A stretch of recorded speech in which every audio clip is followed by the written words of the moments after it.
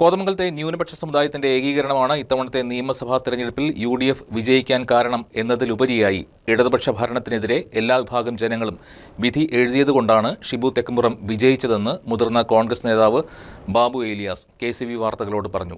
ഇനിയുള്ള 5 വർഷക്കാലം കോതമംഗലത്തിന്റെ വികസന കാലഘട്ടമായിരിക്കുമെന്നും അദ്ദേഹം കൂട്ടിച്ചേർത്തു. ഇവിടെ മുസ്ലിം ഏകീകരണമാണ് ഈ തെരഞ്ഞെടുപ്പിൽ ഐക്യജനാധിപത്യ മുന്നണിയെ കോതമംഗലത്തെ ജയിപ്പിച്ചതെന്ന് പറഞ്ഞാൽ അത് ഇല്ല എന്ന് ഞങ്ങൾ പറയുന്നില്ല. പക്ഷേ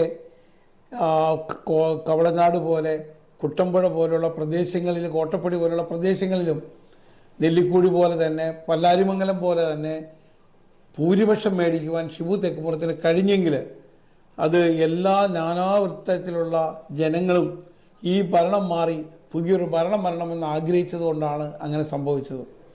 കോതമംഗലത്തെ തന്നെ ഇതിനു മുമ്പ് ഇവിടുത്തെ MLA ആയിരുന്ന TU കുള്ളാഞ്ചേട്ടനെ പോലുള്ള ആളുകൾ നിരവധി പദ്ധതികൾ ആസൂത്രണം ചെയ്ത് നടപ്പാക്കിയതാണ്. പക്ഷെ ആ പദ്ധതികളൊന്നും കഴിഞ്ഞ 10 വർഷമായി ഈ കഴിഞ്ഞ പ്രാവശ്യത്തെ MLA ശ്രീ ആൻ്റണി ജോണിന് ഒന്നും ചെയ്യാൻ സാധിച്ചിട്ടില്ല.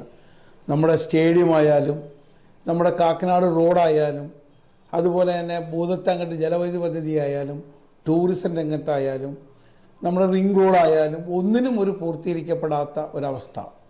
അതുപോലെ തന്നെ പാവപ്പെട്ട ആളുകൾ മരിച്ചാൽ ഇപ്പോഴും കാലടിക്കും മൂവാറ്റുപുഴയ്ക്കും കൊണ്ടുപോകേണ്ട ഒരവസ്ഥ. ഇതിനൊന്നും ഒരു പരിഹാരം കാണാൻ കഴിഞ്ഞ 10 വർഷക്കാലമായി കഴിഞ്ഞില്ല എന്നതുകൊണ്ടാണ് ഈ കോതമംഗലത്തെ ജനങ്ങൾ ഐക്യജനാധിപത്യ മുന്നണിയുടെ നേതാവ് ഷിബു തെക്കുംപുറത്തിനെ വീണ്ടും തിരഞ്ഞെടുക്കാനുണ്ടായ കാരണം.